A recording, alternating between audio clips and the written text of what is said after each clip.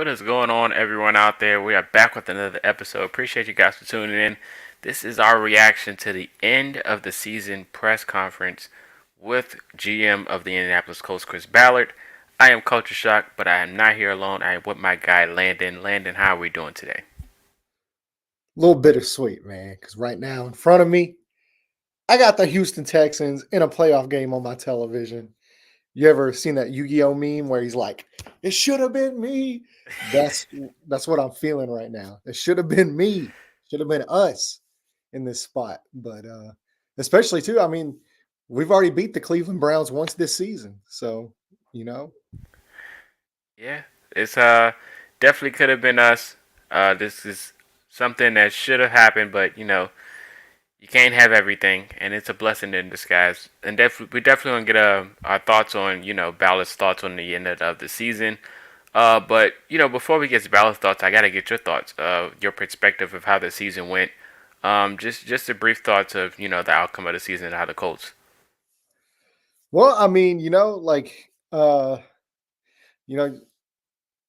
expectations change, of course. And going into the season, expectations were very low for, I mean, the right reasons. I mean, this is a four-win team, rookie quarterback, rookie head coach. They didn't really add anything anywhere. They didn't go out and spend a bunch of money in free agency, anything crazy like that.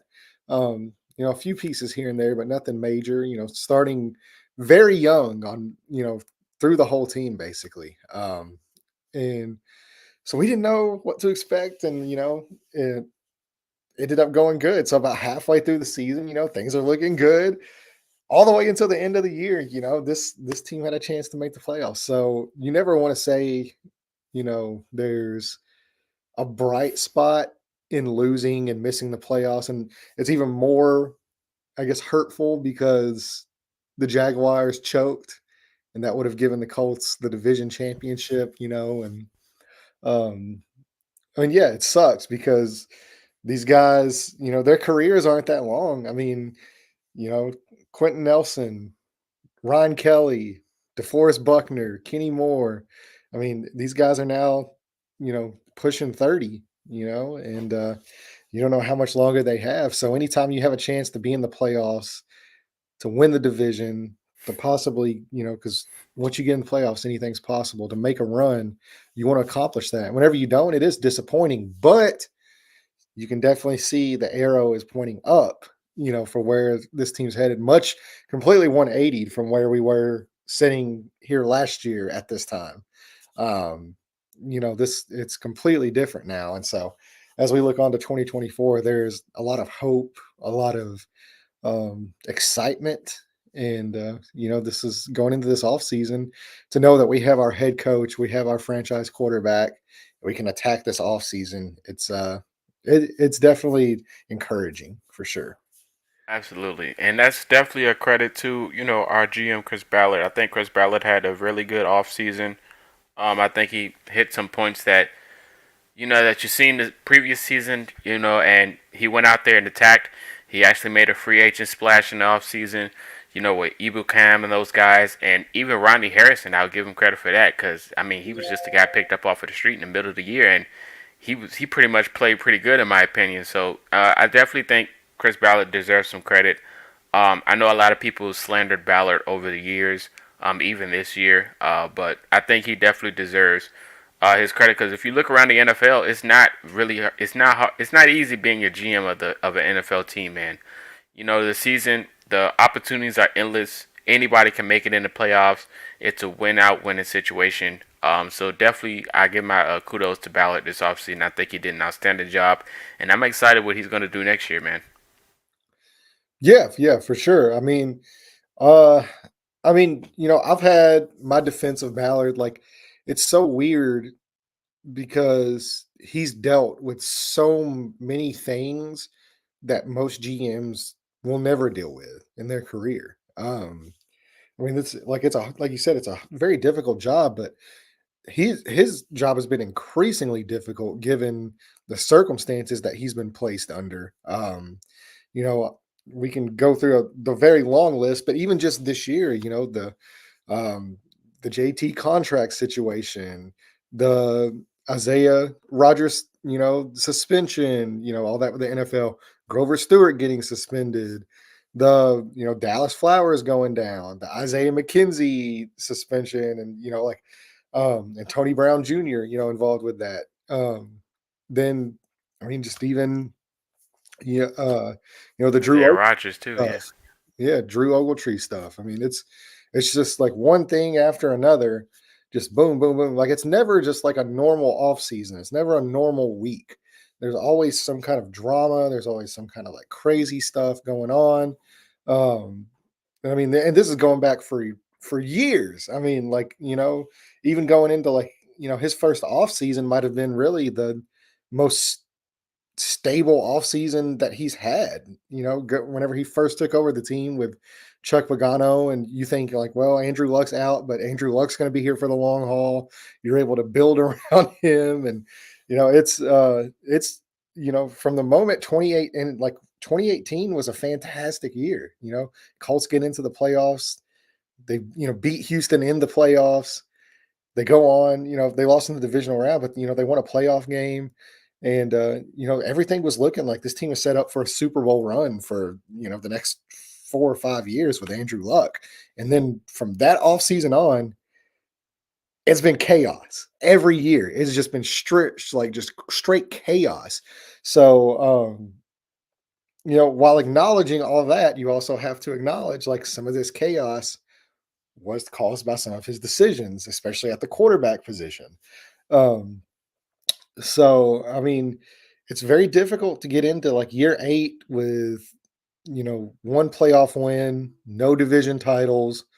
I mean, most GMs are probably looking for a different job at that point on. But Jim Irsay is very patient, for better or for worse. And I do think Ballard has a lot of really, really strong redeeming qualities that I think this year, like I think we're about to see the best of Chris Ballard. Like, and I know that's hard to say after like some of his drafts that have hit, but I mean, they've got a really good pick coming off a really good year. Everything is seemingly going to be stabilized now with Shane Steichen and Anthony Richardson in place. You've got a third most cap space in the league to play with. You got some really good draft capital to play around with. Like this is the most stable this franchise has felt since probably going into 2018 with Andrew Luck. Like, so I think we're really about to see what he can do with a stable environment and really how he can attack this team to build off of his, not just Anthony Richardson, but build off what Shane Steichen put in this year and what this team did. So, yeah, I'm really encouraged to see how Chris Ballard attacks this offseason because this is going to be make or Absolutely. break. This is make or break. Yeah, I agree. I agree, and I think he knows that too. Just to go off some quotes from the presser, if you guys didn't watch it, we got the reactions with you guys.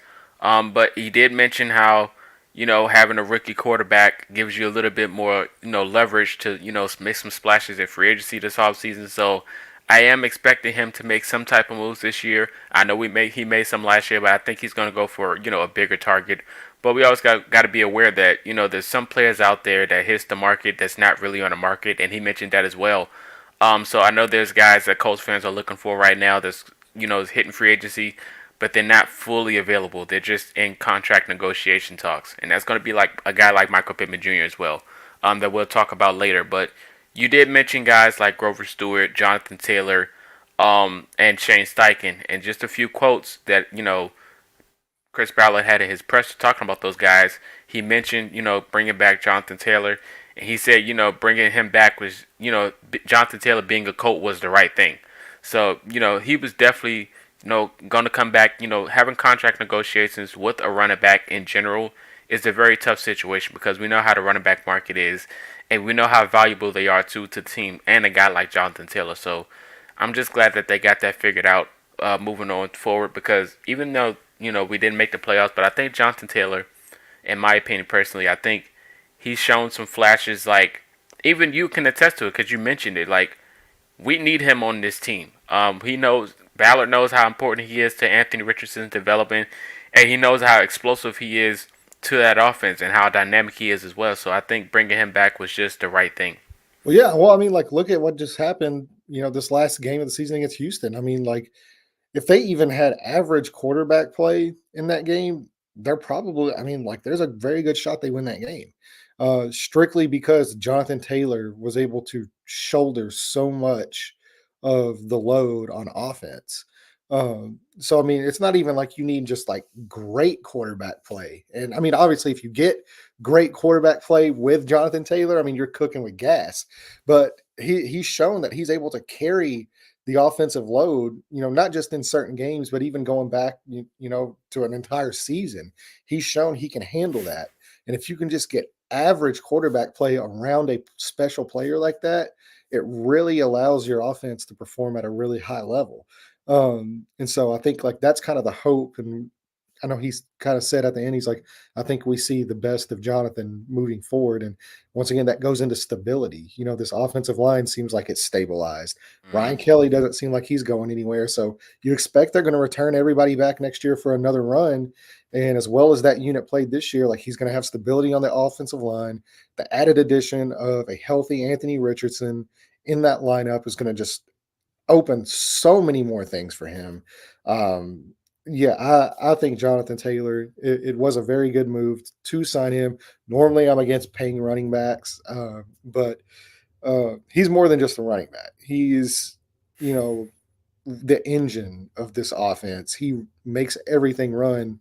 And whenever you do have a rookie quarterback on that rookie contract for like the next 4 years because obviously year one Anthony Richardson is just unfortunate he didn't play due to the injury, but they still have 4 more years of that rookie deal.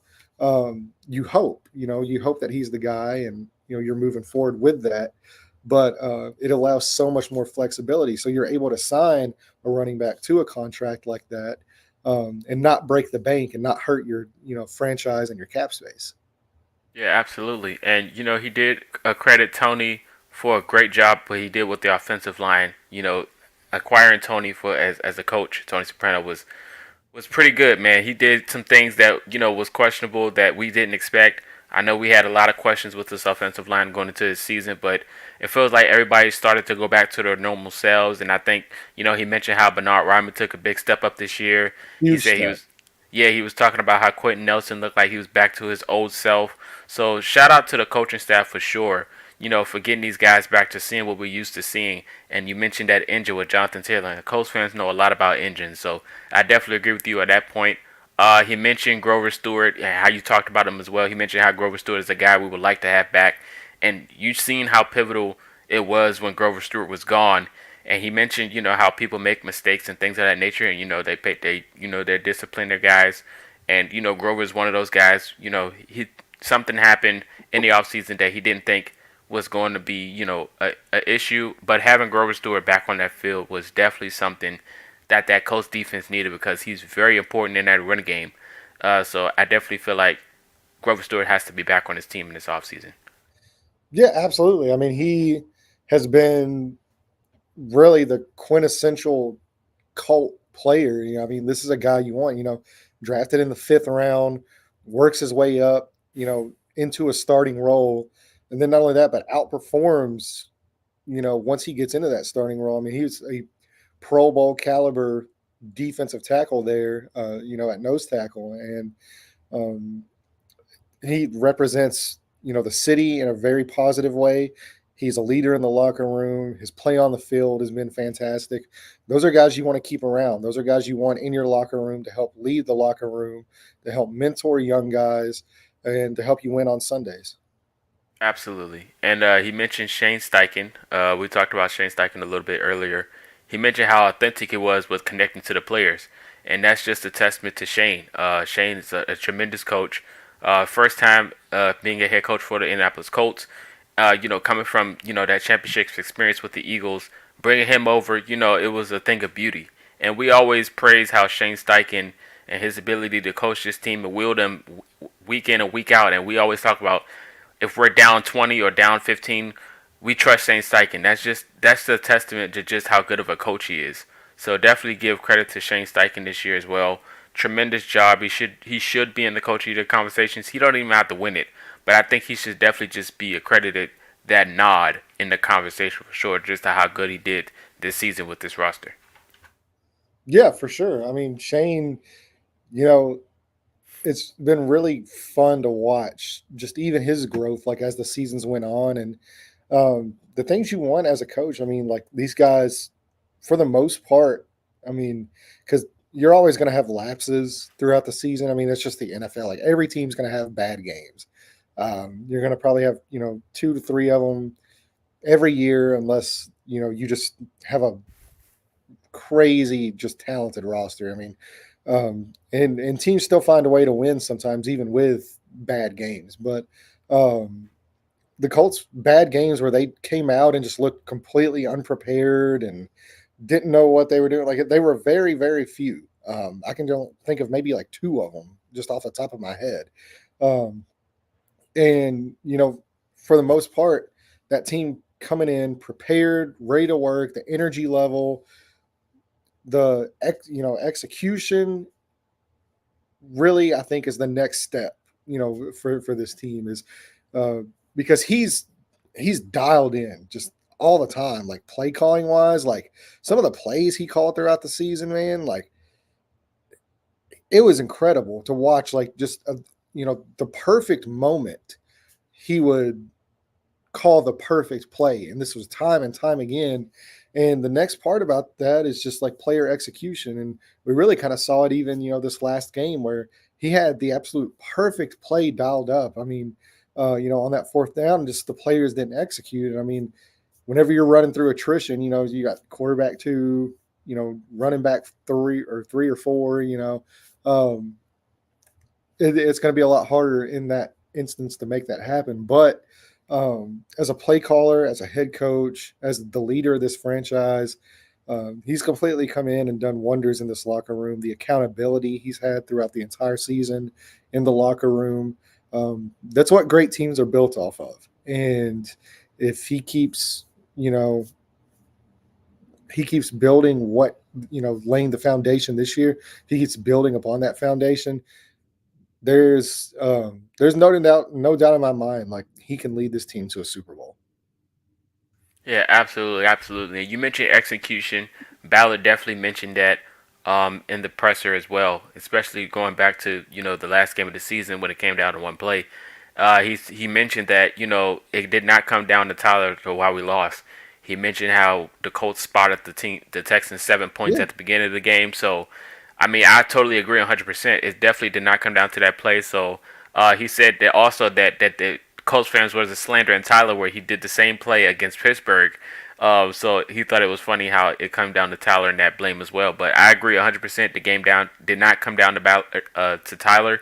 Of course, the play could have been executed better from both parties, from Gardner and Tyler. But I definitely think that was not the sole reason why they lost that game. Oh no, no. One play is never the sole reason why you lose or you win a game. Like it never comes down to one play. It's a culmination of the things throughout the entire game, and it was just kind of unfortunate. It's just one of those things, like that's just life as a head coach, like if the players execute and everything works out, you're the hero. You dialed up the perfect play, everybody's happy, there's no issues. And if it doesn't work, then you're getting thrown under the bus. Hold on a sec. I gotta get that alarm. Yeah, man, it's rough. It's rough being a head coach, and you literally see that every week in week out. So I definitely, wouldn't blame Tyler on that play. I was probably one of the few. I know you were going watching the Twitter just go crazy Oh over god, that play, and everyone blaming Tyler or blaming Minshew. But it was just like the the worst. guys just got to execute and not put themselves in that position for that to happen. Of course, you would have loved for it to be a success play, but on the 4th and 1. But at the end of the day, it's like you put the team put themselves in that position at the end of the day, and coaching as well. So it's like you got to take it, you got to take that nail on the head.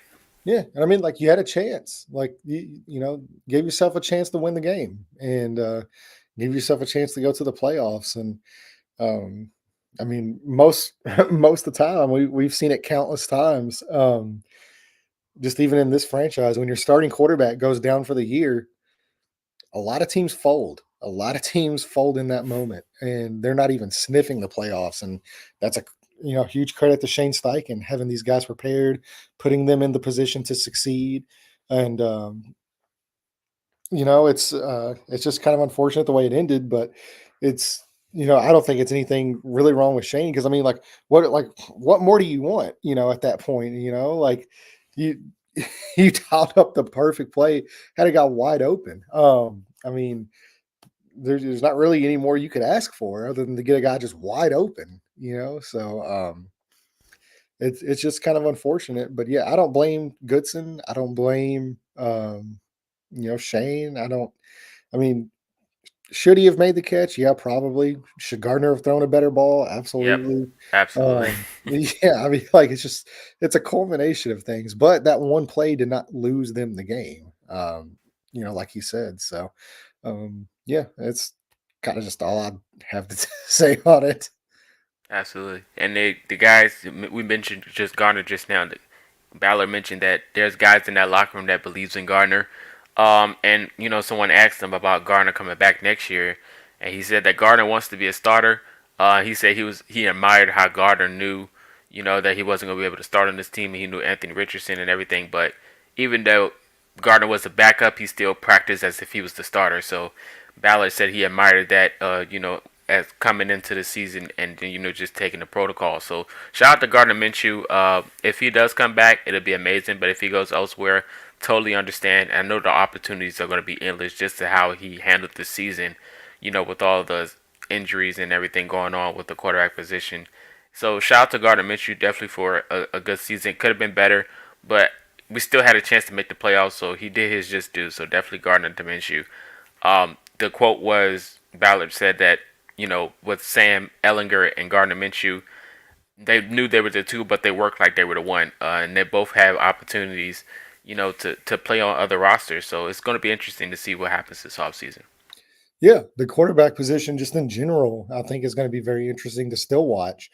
Um, Not, they have their guy, the guy that they want to lead this franchise, quarterback one. I mean, there's no mistake about that. But the backup quarterback, as we saw this year, it's an extremely important, and not just for the Colts. I mean, like we've seen it around the league. I mean, just look at this playoff game on right now. Cleveland, they've went through 4 or 5 quarterbacks this year. Shout out to Joe Flacco. Yeah, they got Joe Flacco starting right now. So the the backup quarterback position is extremely vital in this league. So it wouldn't surprise me at all. And I don't think it's an indictment on Anthony Richardson at all, but it really wouldn't surprise me at all if they pick a quarterback in this draft, well, maybe earlier than what people expect them to. I'm not saying first or second round, anything like that, but you start getting into that third or fourth round, if they take a quarterback, it really honestly wouldn't surprise me because, at some point you really need to start grooming other guys, or I think really the best case scenario is, Gardner comes back for another year and he's able to do that. But I think, they might draft a guy to groom as well. And, maybe bring in another veteran. We'll see what happens, but it's an extremely important position. Absolutely, man. Uh, there was another thing he mentioned. We got a few more topics to talk about. He mentioned Shaquille Leonard, releasing him. He said it sucked. He mentioned how he loved Shaquille Leonard, and Shaquille Leonard knows that. He mentioned how he loved him too much, and it's just unfair to make him a backup because of EJ Speed rising on the scene and becoming that guy that he is now. He said he wouldn't be doing him just any do if he had Leonard coming off the bench.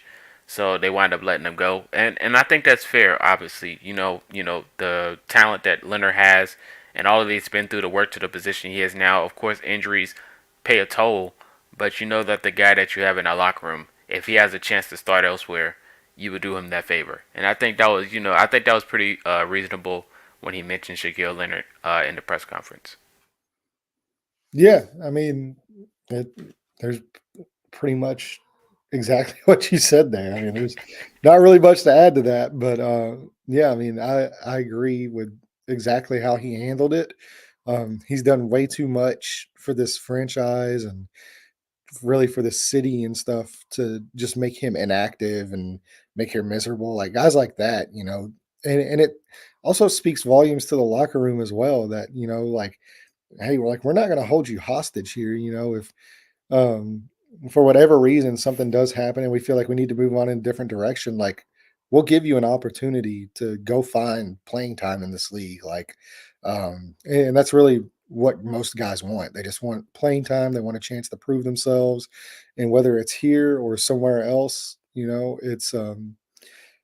it's really a positive thing for the locker room and for the players to allow that kind of freedom to these guys. So yes, I think it was the right move, and hopefully he bounces back and he's able to return to the Shaquille Leonard that we all know and love, and able to have a long, healthy career and make a lot more money. You mentioned your favorite guy, Juju Brents, and he mentioned Jones as well. And he said he's excited about those two guys. And he said, for Julius Brents that he just got to be healthy and got to practice. He mentioned how the CBs, had ups and downs this year, but he mentioned how so many guys are just so eager to play, but in order to get better, they got to practice. He mentioned how important practice is week in and week out. And he also mentioned how they're looking to add competition to the room as well. And I thought that was a pretty interesting topic, especially how we just talked about how Anthony Richardson on a rookie contract and you have money to splurge. So I'm pretty looking forward to seeing what he's going to do, even though I know there's Colts fans out there that be like, well, you had opportunities to get corners in this free agency. There was guys there like Casey Hayward, but I'm looking forward to seeing how this free agency is going to look because there's going to be talent there. Yeah, and look, man, there's a reason those guys are available too. I mean, I mean, like nobody's out giving up cornerback ones, letting them hit the market, that often. I mean, it does happen, but it's very rare. And I mean, we'll even see, like with Jalen Johnson this year, like he might hit the market. Like I think that would be a fantastic signing. But as far as the two young guys go, yeah, it is probably, I would say, outside of quarterback, I would say DB is the hardest position in the NFL to play. It's got the biggest learning curve because Yeah. a lot of people just don't understand how hard it is to cover these guys that are playing on Sundays. I mean, you're talking about guys moving at 15 miles an hour, 20 miles an hour. Um, they know where they're going. They know what spots they have to get to. They know where they're supposed to be and what they're doing.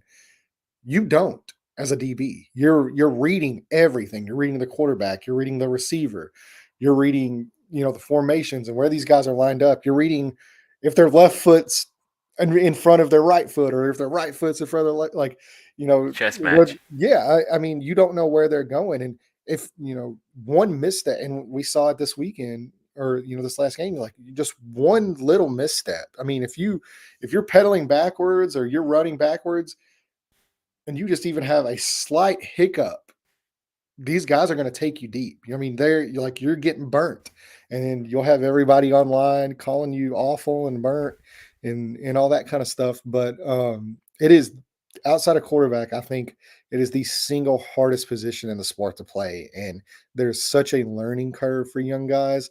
That is one area where I did actually kind of disagree with Chris Ballard this year. Was I thought they did need a veteran presence in that room. Um, but at the same time, you don't anticipate Isaiah Rodgers going down. You don't anticipate Dallas Flowers tearing his Achilles. You don't anticipate Juju, you know, messing up Well, his hamstring. yeah, And, hamstrings.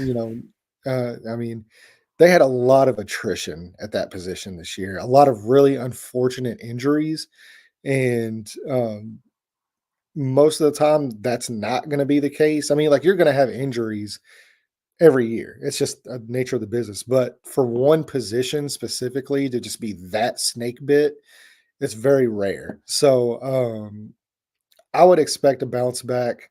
Um, I still expect them to be aggressive in targeting one, either with their first round pick or in free agency. I feel very strongly that they're going to pour some big resources into that cornerback position. Hopefully Kenny's back. because the way he played this year was just phenomenal. But yeah, it's more of just circumst circumstantial than I think it was necessarily like the DBs were bad. I think it was just more unfortunate this season. Yeah, absolutely. You even seen that with Daryl Baker Jr. He had moments where he was just like burnt toast, and then he had moments where he was playing really good coverage. So Yeah, well, even it's Tony Brown, like he yeah, played some decent ball games and then he got suspended. I mean, like you, yeah, like you don't anticipate stuff like that happening just consistently at one position through the entire year. I mean, you think going into the season, you're like, oh, we've got 6, 7 guys here that we believe in. A couple guys that we drafted that we believe in, and then it was just all went to hell. Just, I mean, like just boom, boom, boom, boom, boom. Guys start just dropping.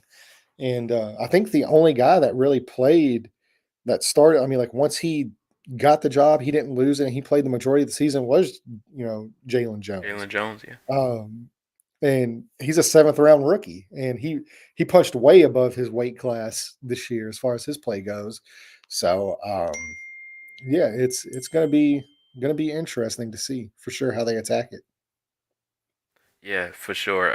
And one of the other topics was talking about Alec Pierce. I know you mentioned him on social media. You talk about his days was numbered, and Ballard mentioned that how Alec is, pretty much good at getting open up and down the field, and he says he feel like there's more to Alec Pierce games, and they got to find ways to get to it. What's your thoughts on Alec Pierce and his comments? Yeah. Well, I mean, they want to get more explosive, and Alec Pierce is an explosive player. It's just, and maybe this is like my bias coming through because I was not a fan of the pick. I didn't necessarily agree with it. Not necessarily that I didn't like Alec Pierce as a player.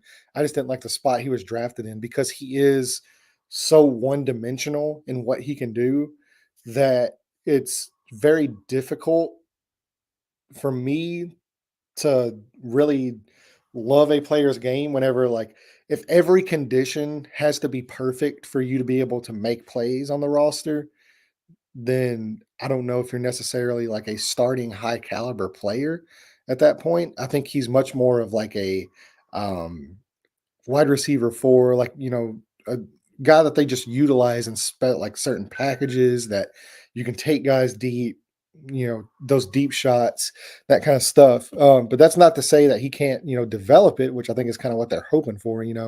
But it's really hard to just kind of develop route running and getting open. If you don't have that ability in college, and I know the routes and the quarterback play and like all that stuff that plays a huge role. I'm not ready to give up on him, as a player. I'm not ready to give up on him Hmm. as an impactful player for this Right. roster, but I do think they kind of want more of a well-rounded option there at their wide receiver too, just somebody that can get open in, short area and can create space and can create yards after catch with the ball in their hands and just not be so dependent on you know, just running deep. Because like if you're in the NFL and like that's all you have, then you're not going to last long because these DBs, they're fast too. Like I like all these guys are running, 4 3s, 4 4s. To play that DB position, you've got to be really quick. And um, there were a lot of times that Alec did get open that Gardner just didn't Hmm. didn't have the ability to get him the ball. But that's kind of what I was saying whenever it comes as far as like, if you're so dependent on everything being perfect for you to have an opportunity to make a play, you've to be a great player and to be a starter and an impactful starter in this league, you're going to have to be able to make plays whenever things don't go great.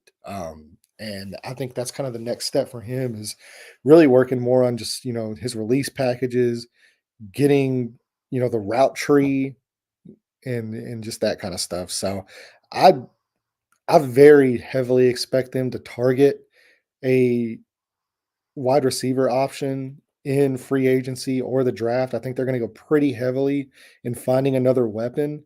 Um, and if they do find a guy that really kind of fits what Shane's looking for, the strength of Anthony Richardson, all that kind of stuff, then I don't know really how long he holds on to that wide receiver two position. Um, but it's just kind of like a wait and see thing. Like until we see Alec do it, we don't know. Yeah, absolutely. Yeah, please get Snead, Winfield Jr. or Jalen Johnson for defense, and either Evans or Tyler Boyd for offense. I don't know if Evans is going to go anywhere. If he does, it might be a bigger market for sure. Tyler Boyd is probably a probable. What do you think? Yeah, I mean, like he wouldn't be a bad option. But I do think his days is, kind of being an impactful, you know, wide receiver two caliber guy. Like he's getting a little bit older, so it might be a little bit behind him. Mm, To me, like this is a very deep wide receiver class. yeah, I think you absolutely. might I think you might look to draft a guy, especially depending on who falls. Like if there Right. is any of those guys that fall in the first round, because there's about four guys that like I'm just like super high on outside of Marvin Harrison Jr. 'Cause he ain't making it unless the Colts are going to trade into the top three. He's probably not or really top 4, I would say, because the quarterbacks, but, they're probably not gonna have a shot at Marvin Harrison Jr. But, I mean, we'll see. I mean, you never know. You never know, like, I mean, the NFL's Better not weird, be man. DeForest getting traded. Yeah, I It mean, like happened before. yeah, I mean, you never know. Like, the NFL's a weird thing, man. Like, if Marvin Harrison Jr. somehow drops and he's sitting there at pick 5, pick 4, pick 5, and this team is banging the table for him, and Jim Or bringing the Irsay's anvil. yeah, like Jim, yeah, banging the anvil. Jim Irsay's on the phone, like, get it done, Chris, get it Get done. I culture mean, shock out of Lucas Oil. yeah, I mean, like, yeah, I've seen crazier things happen. So, we'll see how it goes. But yeah, there's a lot of really talented guys in this class that I think can be really strong wide receiver ones. And then especially like if you resign Pittman and then draft one of those guys, then to pair them, that three-headed With monster with Josh Josh Downs. Downs. And then like I said, even having Alec Pierce as like your wide receiver at 4 is just a guy that can make plays, stretch the field on the outside. I mean, that's if those are your 4 guys, man, like your wide receiver room's looking really, really good. And you're really setting Anthony Richardson up for success. Absolutely. I got one more topic. If you want to add anything after that, feel free to do so. He mentioned Julian Blackman and how important he was and how good he had this year, and especially bringing him back. But he also mentioned how the free safety room has to be better in general. He mentioned how Rodney Thomas had some splurts, but he would like better production out of the free safety room. What is your thoughts on that? Yeah, he was phenomenal this year, man. I would love to see him back. I think playing a full season and staying healthy is going to be his next step, and if he can do that, I think he's a Pro Bowl caliber player at safety.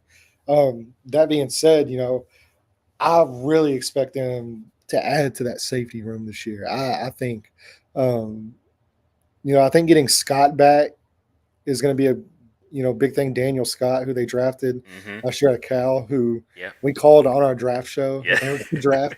Um, he is just like the most Chris Ballard player of all time, and you could have seen that coming from a mile away. But with him getting hurt, in training camp, that was a real big blow because I think he has a chance to be a really, really good player in this league. So I think getting him back, if they can bring Blackman back, another year for Nick Cross and Rodney Thomas to develop because Nick Cross had some really bright moments as well this year. Yeah. Um, and then if they can just add, one more piece to that safety room, especially at free safety, that ball hawk, because that's such an important position in Gus Bradley's defense, Oh.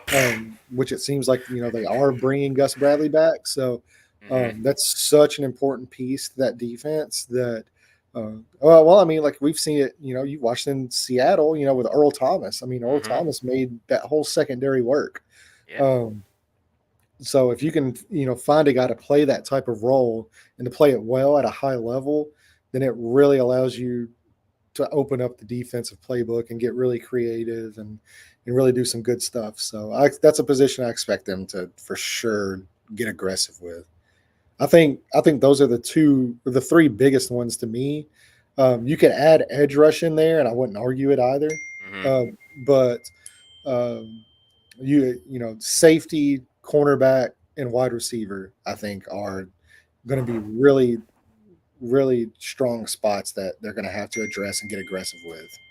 All right. So I got one more question to ask you. If you have anything else you want to say, anything out there, you can.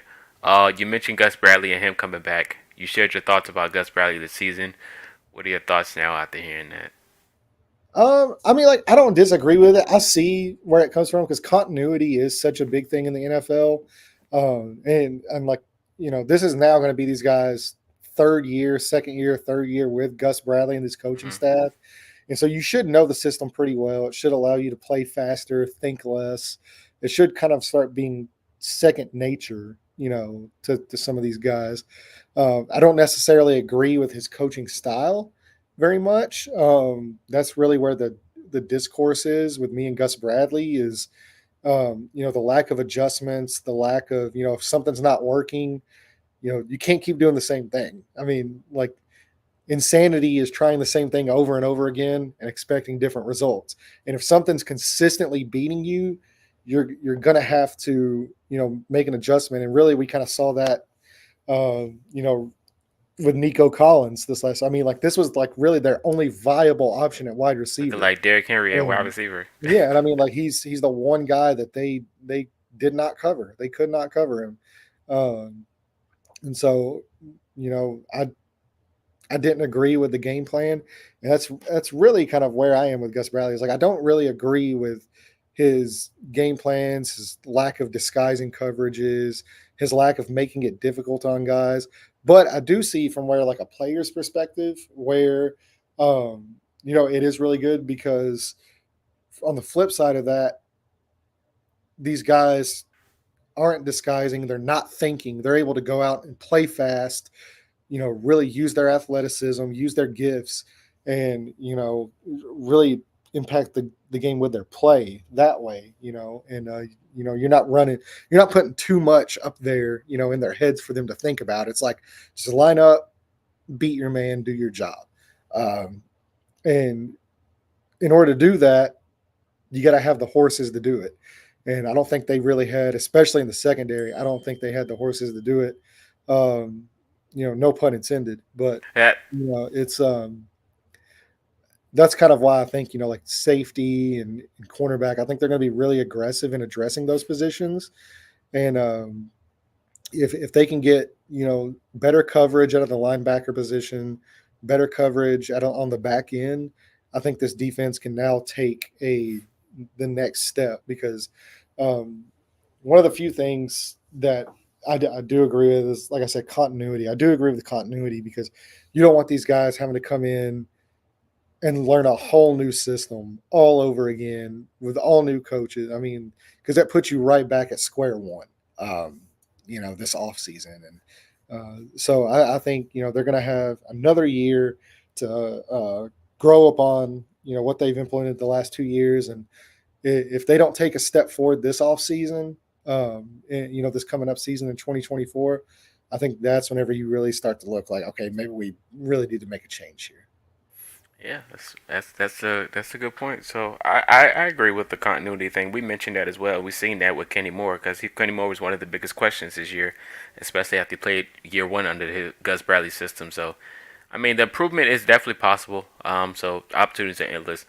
But that's pretty much all I got. If you had anything else you wanted to mention from the presser, No, no, I think we covered pretty much everything. somebody asked you about Bo Nix. Um, I'm not very high on Bo Nix. I've never been like a huge Bo Nix fan, so he's more of like a third round guy to me. That's where I would take him before I would feel comfortable taking him. But it's the NFL; it revolves around quarterbacks, so you never know. Like if he comes out this off season and wows everybody, somebody might take a shot on. All it takes is one team, so somebody might take a shot on him. I think Keon Coleman's pretty good. If he's available, if he's one of the wide receivers available, I would grab him. What do you think?